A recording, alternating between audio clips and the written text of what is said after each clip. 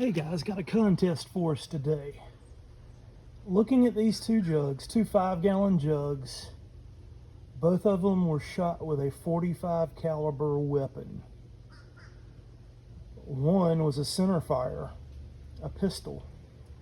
The other one was an air rifle. Can you tell which one was which?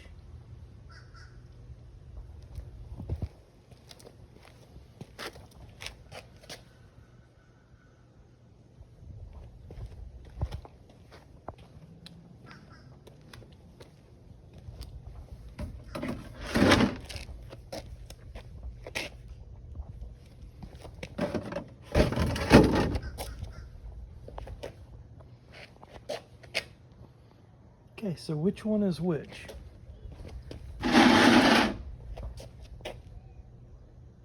Would you be surprised if I told you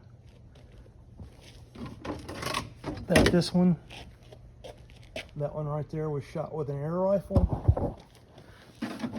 This one was shot with a 185 grain hollow point at 1,287 feet a second.